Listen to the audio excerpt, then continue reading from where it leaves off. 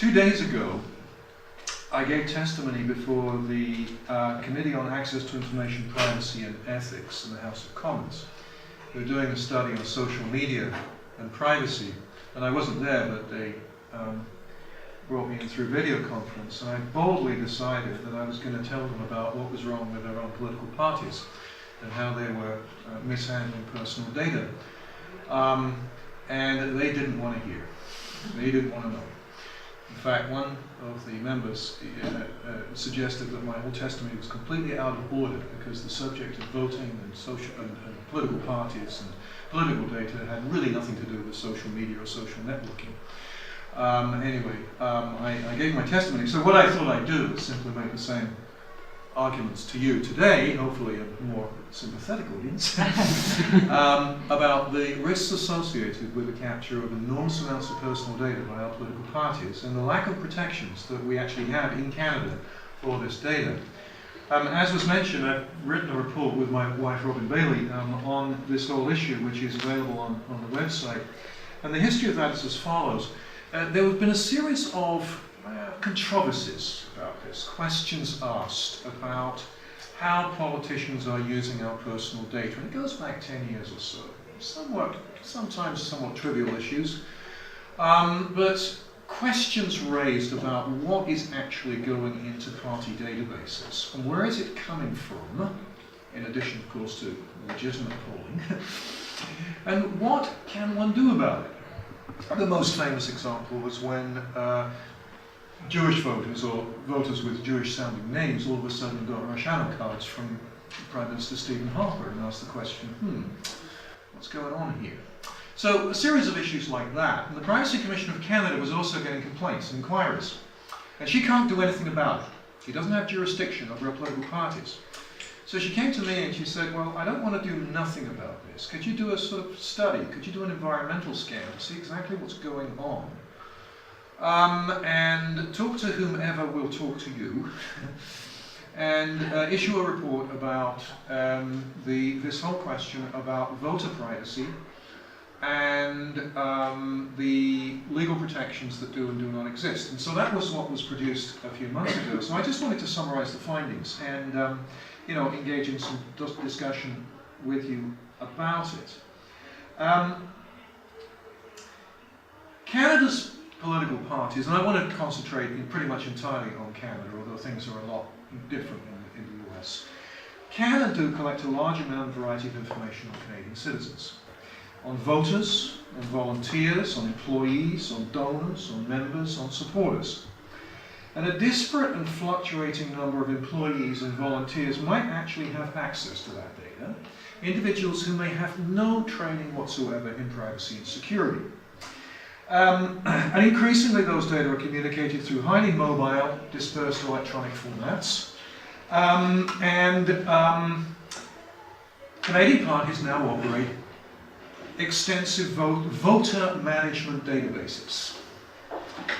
There's the Conservative Information Management System, there's Liberalist, there's NDP Vote. The only one that you can really get much information about is Liberalist.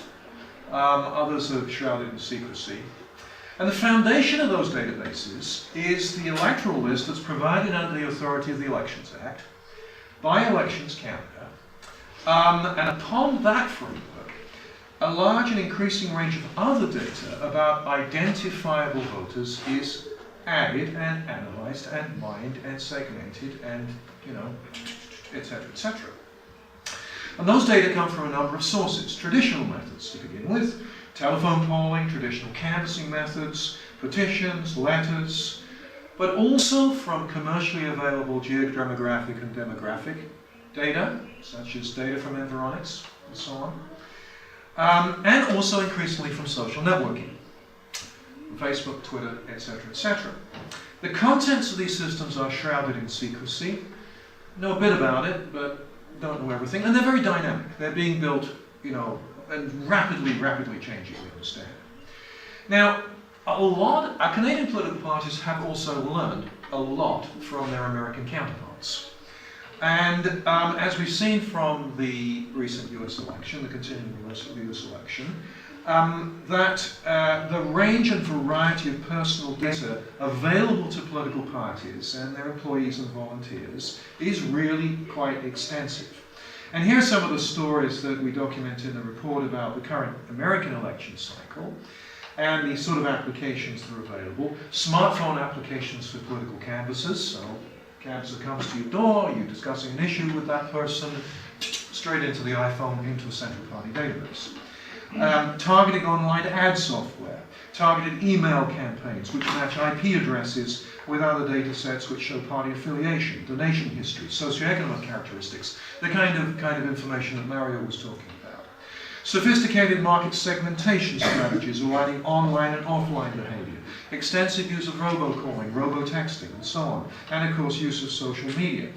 To plan campaigns, target likely voters and donors, manage impact, manage engagement, and so on. Now, those developments have received a great deal of attention in the current US election cycle.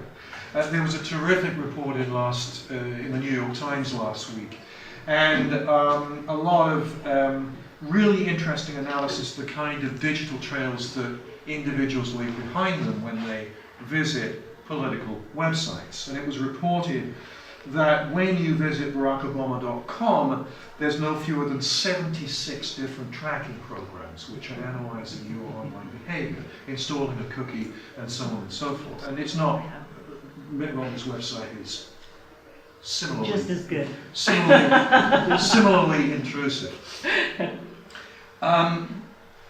Surveillance during Canadian elections is less extensive, less intrusive. Our political parties have way less money so far. Nevertheless, there have been a number of recent controversies which have raised these concerns, and the Privacy Commissioner can't do anything about it. And here's the reason. Canadian federal privacy protection law, by and large, does not cover political parties. And the reason for that is A, because when these laws were passed, the political parties saw that they were not on the radar screen. But secondly, our laws have developed pragmatically, incrementally, and that they were developed initially to cover government, that's the Federal Privacy Act, or our FOIPA here in BC, government agencies, and then they developed to cover commercial organizations. So there's a federal piece of legislation called PIPEDA, the Personal Information Protection Electronic Documents Act, you may have heard of, which covers commercially regulated, the federally regulated commercial sector. But the point is that the political parties fall between the gaps here. The only legislation that really governs their practices is the Elections Act, Canada's Elections Act. But that legislation only applies to those voter registration data that is supplied to political parties under the authority of that legislation. And Elections Canada, quite frankly, really has no interest and probably no legal authority to investigate what political parties do with your personal data. So, by and large, they're exempted. They're also exempted from the new anti-spam legislation, C-28, by and large, and as well as from the Do Not Call regulations that are administered through the CRTC. There's one slight exception, and that has to do with British Columbia. Our provincial legislation, the Personal Information Protection Act, it does cover non-profits. And so there was a decision last year by our Provincial Privacy Commissioner having to do with the NDP, and you may recall during the leadership contest of the NDP, there was a controversy over the party wanting to know the password of the Facebook accounts of certain candidates. Well, the Privacy Commissioner put a stop to that and thereby established jurisdiction at least over the political data that's captured in BC about our political parties. So anyway, the punchline. For the most part, individuals have no legal rights to learn what information is contained in party databases, no access to correct those data, to remove themselves from the systems, or to restrict the collection, use and disclosure of their personal data. For the most part, parties have no legal obligations to keep that information secure, to only retain it for as long as necessary to control who has access to it. That doesn't mean to say they don't do those things, it's just that there's no legal regulation that they should do so. Virtually every other public or private organisation in Canada must abide by those basic rules, and in most other democratic societies, privacy rules do cover political parties, although not in the US, obviously. So, parties play a crucial role in our democracy. They need personal data. There's no question about that. They need it in order to mobilize and to educate voters. No quarrels there. The question is, should they be exempt from our privacy laws? And I would argue quite strongly that they should not. And one of the reasons for that is that the voluntary approaches that they've developed, the self-regulation, the voluntary policies, have self-evidently not worked. They're inadequate, they're difficult to find. It's not clear that any political party has really given sustained thought to this issue. It's not clear who's the chief privacy officer in our major political parties. Go to the websites of the Liberals or the NDP, you will not see the word privacy. You'll see it on virtually every other commercial site you go to, but you go to ndp.ca, you will not see the word privacy. I can't find a privacy policy. Well, I could find one, but it's not quite clear when it was developed and who has responsibility for it. There is one on the Conservative Party website, but it is quite prominent, but it's incomplete, replete with vague assertions and explanations. So it'd be my preference that our parties were brought into the, into our federal privacy laws. However, I'm not naive enough to believe that political parties are going to agree to regulate themselves. And this, of course, was the experience I had when I talked to our elected representatives on Thursday. But I do think that I make 2 points. One is, I think that privacy is an increasingly interesting and important political issue for people. I'm not quite sure where it appears in your diagram, perhaps on that sort of... It's outside the screen. Yeah, it's obviously, that I disagree with. It's increasingly becoming a political issue.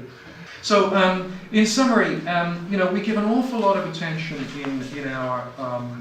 in our world today. You look at any newspaper virtually and you see a privacy story, and we give an awful lot of attention to the Googles and Facebooks of the world and what they're doing with our personal data. And I encourage you to just sort of think a bit more about this as in contemporary election cycles. And if you really wanted to be assertive and and you thought that information was being captured about you by NBC, then ask questions and raise the issue about whether or not those parties are in fact compliant with BC's Personal Information Protection Act. I suspect you get some interesting answers. Thanks for your attention.